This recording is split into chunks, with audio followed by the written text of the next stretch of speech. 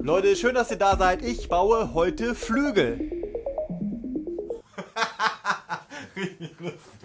Die Flügel sind natürlich leider nicht für mich. Schade, ein bisschen klein halt. Nee, sie sind genau dafür. Ich habe nämlich gedacht, als ich das Ding angeguckt habe, es hat schon so ein Gesicht irgendwie. Und dann hat sich für mich irgendwie rauskristallisiert, das Ding ist eigentlich eine Eule. Ich habe das Ganze mal in eine Skizze gefasst und dann sieht man auch hier wunderbar, so möchte ich, dass das Ding aussieht am Ende. Das ganze Projekt hat nichts mit Funktionalität zu tun. Ihr seht schon, das ist hochfunktional hier. Hier auch, stehst hier perfekt. Nee, ich will es einfach machen, weil ich Bock drauf habe. Das Ding ist eine Eule, deswegen soll es eine Eule werden. Viel mehr Erklärung gibt es nicht, wir starten einfach, let's go. Wie ihr seht, sind die Flügel schon fertig. Das ist einfach dünnes Sperrholz, übereinander gelegt, per Hand angezeichnet, Stichsäge, fertig. Das wird unser Fundament. Ich möchte nämlich diese Flügel mit Metall beziehen, also mit Blech.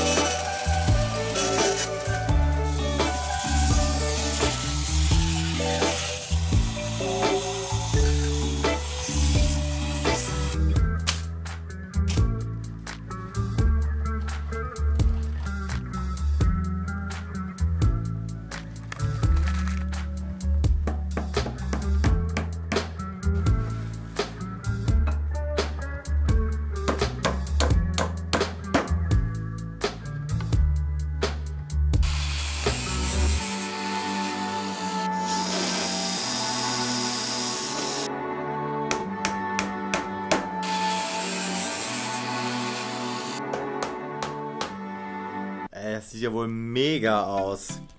So, Replikationsspray. Hat letztens ja nicht ganz so gut geklappt. Ich möchte 2 Flügel.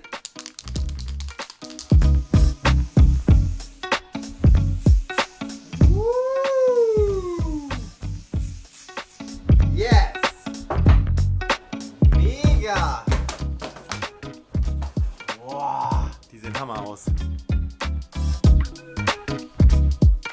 So, die Flügel sind fertig. Sehen ziemlich cool aus, finde ich. Hier diese Kanten sprühe ich noch grau, dass es von der Seite nicht so holzig aussieht. Ich glaube, das ist geil.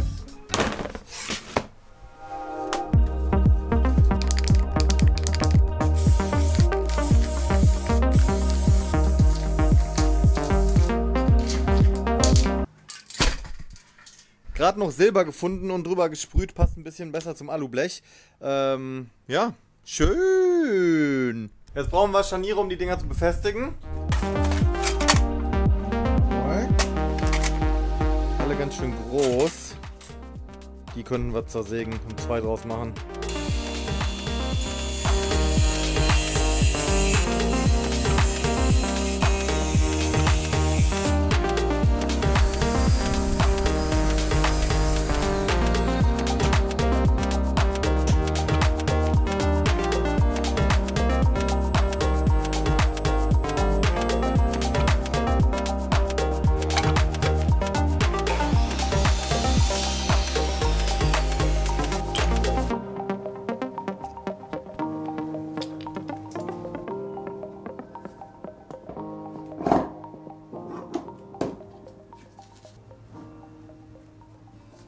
So, das ist getrocknet. Jetzt schraube ich hier die Scharniere drauf. Super. So. Haha! Geil! Oh. Ich habe die Scharniere ein bisschen falsch angebracht. Ich will, dass die Flügel auch nach vorne kommen. Muss ich auch mal kurz versetzen.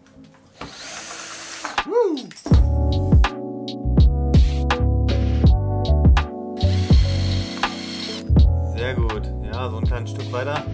Das müsste reichen. So, jetzt brauche ich noch 2 kleine Holzstücke. So, die brauchen wir später. Jetzt geht es weiter mit dem Antrieb.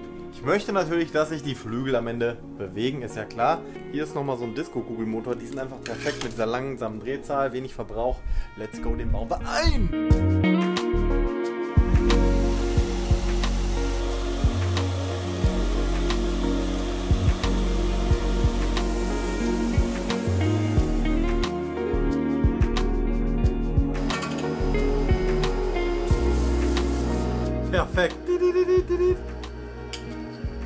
So, ich habe wieder so einen kleinen Disco-Kugelmotor. Damit sollen dann die Zahnräder angetrieben werden. Ich baue jetzt erstmal was, damit das alles hier schön zusammenhält. Let's go!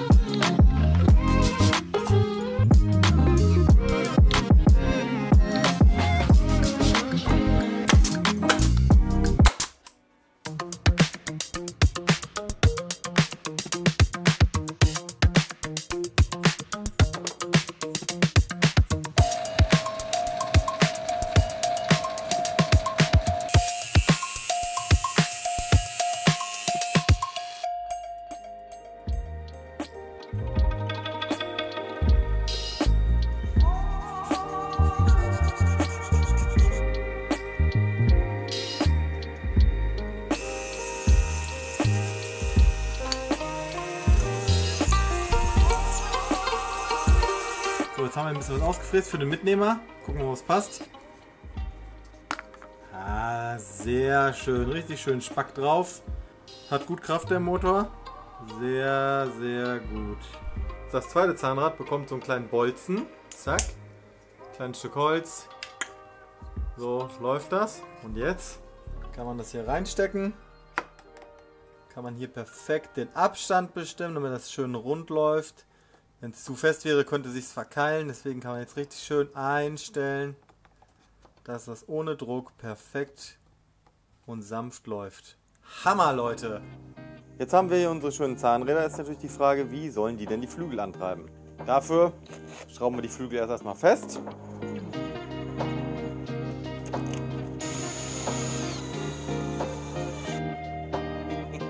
Geil! Ah. So, die sind jetzt festgeschraubt unten und oben. So, Freunde, der Flügel bewegt sich wunderbar. Bevor ich jetzt erkläre, was ich genau mache, mache ich es einfach, dann seht ihr, wie es funktioniert. Ein super simples Prinzip werden wir anwenden. Upsi. Ich wollte ja gerade noch eine Kleinigkeit optimieren und leider hat das nicht so geklappt. Im Gegenteil, ich habe den Motor geschrottet, Leute. Cool, nee, finde ich super. Einfach nochmal von neu anfangen und so. Ist ja kein Problem, schnell gemacht. Nicht in diesem Fall. Freunde, mit den Jahren habe ich gelernt, es ist eins sehr gut, und zwar einfach immer alles doppelt zu kaufen, falls was kaputt geht. In diesem Fall bin ich sehr froh, dass ich diesen kleinen hier noch habe.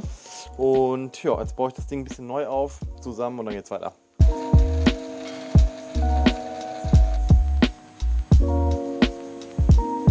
Die Variante sollte ein bisschen stabiler werden. 8 mm Schraube, ich ein Loch reingebohrt, so, zack und zack.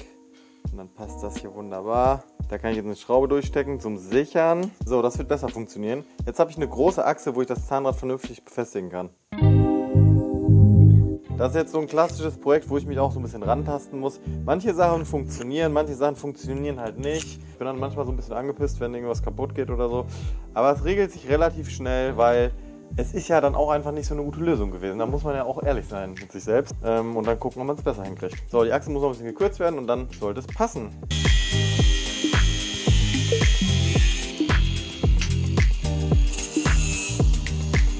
So, dann bauen wir es mal alles zusammen. Es sollte jetzt deutlich stabiler sein. Ja, perfekt. Kleiner Test. Okay, sieht so aus, als ob es einigermaßen funktioniert. Jetzt baue ich alles nochmal auseinander und lackiere es, weil das Getriebe soll hier oben einfach so ein bisschen unauffällig stehen.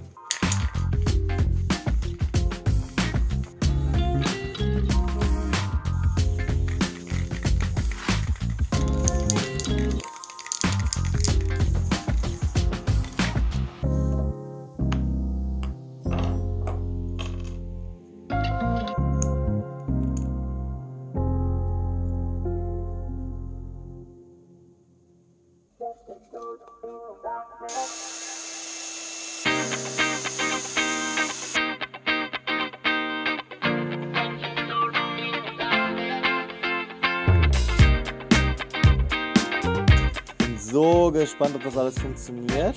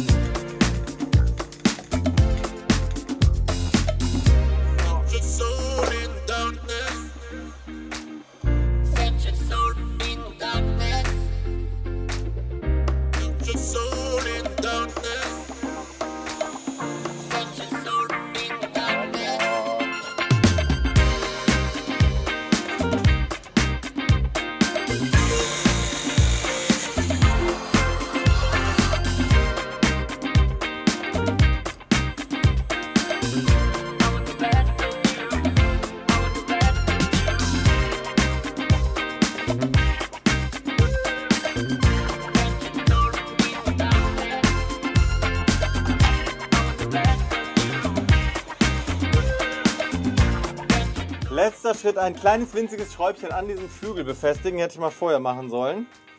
Oh, Mann, wo ist denn jetzt der Bitthalter? Alter, boah, ich hasse sowas, ne? Oh Mann, ey, was ist das denn? Boah, nervt das gerade. Okay.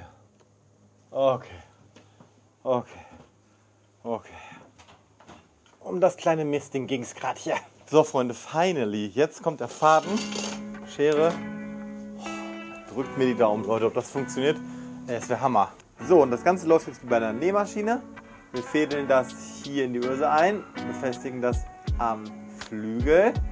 Dann geht es hier rüber, wieder durch die Öse, an die Schraube hier, zack. Und jetzt haben wir Getriebe und den Flügel miteinander verbunden. Motor einstecken. Geil! Die kleinen drehen und der Flügel bewegt sich. Allerdings sehr langsam. Ein bisschen zu langsam für meinen Geschmack. Ich glaube, ich brauche einen anderen Motor. Na gut, damit das kleine Ding auch später fliegen kann, machen wir jetzt erstmal den zweiten Flügel dran.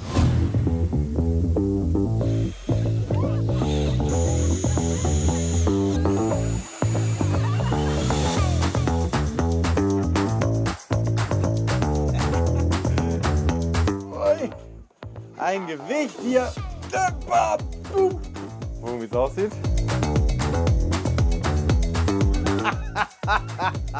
Wie so ein breit gezogener Vogel in Photoshop. So falsch skaliert. Hammer, ich liebe es. Ey, richtig geil. Ja. So, jetzt fehlt noch der Schnabel. Klar. Wow. Shit. Hier ist noch was runtergefallen.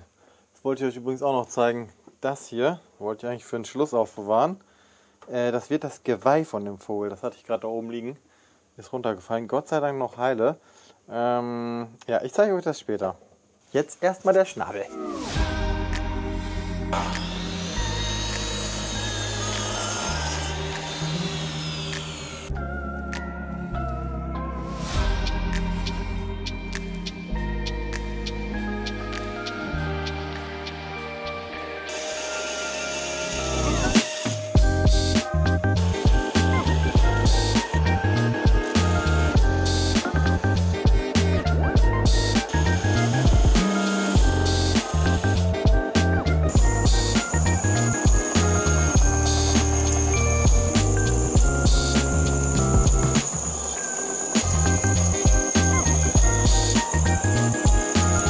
Alter, das macht richtig Bock.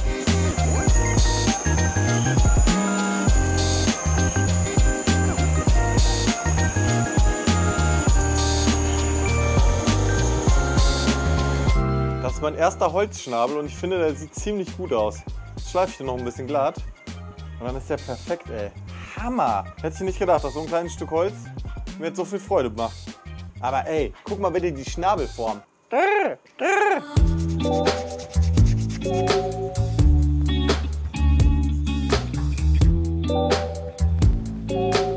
Hammer, Leute, die Farbe passt sehr gut zu den Schubladen. Jetzt muss das noch befestigt werden hier. Oh, da sieht man schon den Look. Geil! Oh ne, Leute. Oh, Mist. Es ist das eingetreten, was ich so ein bisschen befürchtet hatte. Okay, wir befestigen jetzt erstmal den Schnabel. Ich brauche einen Erfolg, Leute.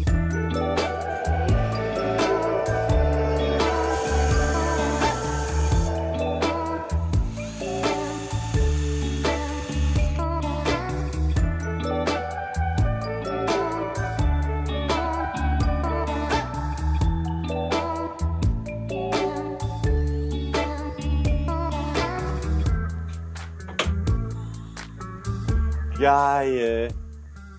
Alter, ist der schön, der kleine Schnabel. Mit diesem Curve hier unten ist auch richtig schön. So süß, der Kleine, ne? Der hat eine richtig geile Personality, finde ich. Hammer. Da wird mir auch gleich warm ums Herz. Nicht beim Anblick des Motors. Freunde, 2 Tage später, ich habe Ersatzteile besorgt und ich muss sagen, es ist immer ein bisschen deprimierend, wenn sowas passiert. Ich habe ja auf jeden Fall ein paar Fehler gemacht und die möchte ich korrigieren. Deswegen baue ich jetzt nochmal das Getriebe neu auf. Ich habe hier noch ein paar Kugellager, die werde ich verwenden. Diesen Motor habe ich noch gehabt, der ist aber leider zu laut. Diese beiden habe ich mir neu besorgt und dann auch direkt ein bisschen schneller. 8 bis 10 Umdrehungen ist der jetzt schnell, der andere war ja 5 Umdrehungen. Bedeutet also, die Flügel schlagen ein bisschen schneller hinterher. Wir werden es testen, let's go!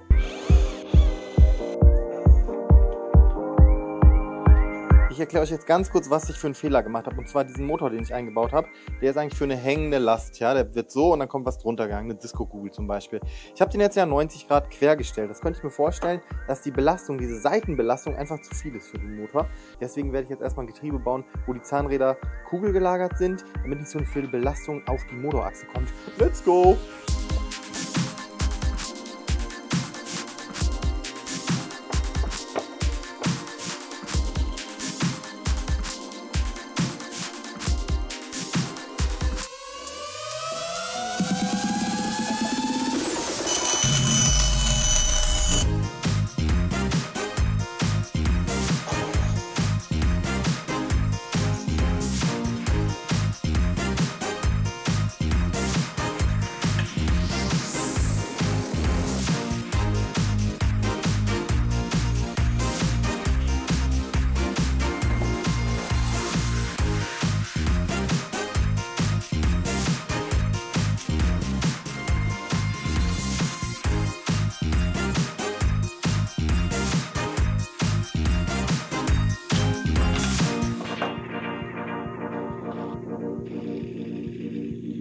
Das ist deutlich stabiler und dreht sich auch deutlich besser.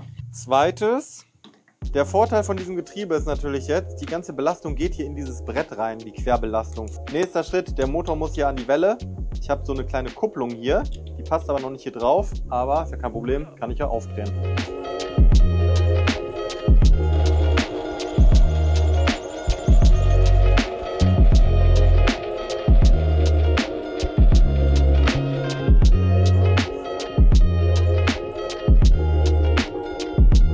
Die Kupplung hier ist flexibel, das ist super, weil wenn der Motor jetzt nicht ganz genau hier in der Flucht sitzt, ist das nicht so schlimm.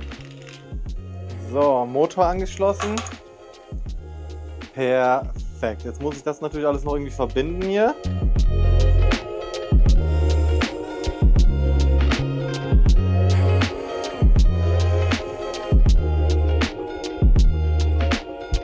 So, dritter Versuch jetzt.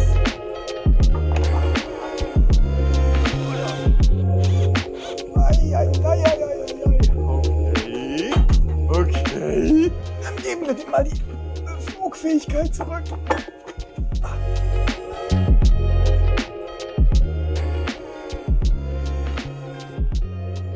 So, und bevor wir es jetzt testen, fehlt noch ein kleines Detail. Ich habe es euch eben schon gezeigt. Diese Lampe hier habe ich schon seit Jahren. Das ist ein richtig cooles Ding, eine alte Fotolampe. Hier kann man sie einschalten. Man kann auch so verschiedene Modis einschalten, dimmen. Und das Teil möchte ich gerne oben drauf setzen. Denn wir alle wissen es, Freunde, eine Eule hat natürlich ein Geweih, ist ja klar. Licht an. Und jetzt Motor einstecken. Ah, geil!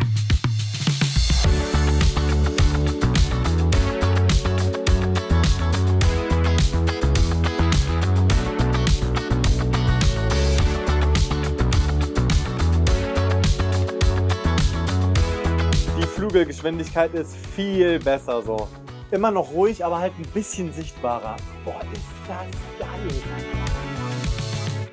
Ein paar von euch wissen, Leute, Laura ist jetzt in LA. Das bedeutet, ich habe mehr Zeit. Ich muss natürlich gucken, wie ich die verbringe. Am liebsten in der Werkstatt. Damit das möglich wird, supportet mich gerne bei Patreon. Dann kann ich mehr Videos machen. Und das hier könnte mein Job werden, solche Sachen zu bauen. Leute, das wäre doch krank.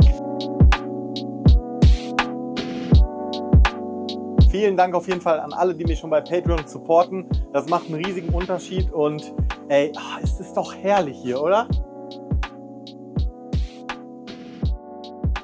Geil, ich bin so froh, dass das mit dem Motor jetzt geklappt hat.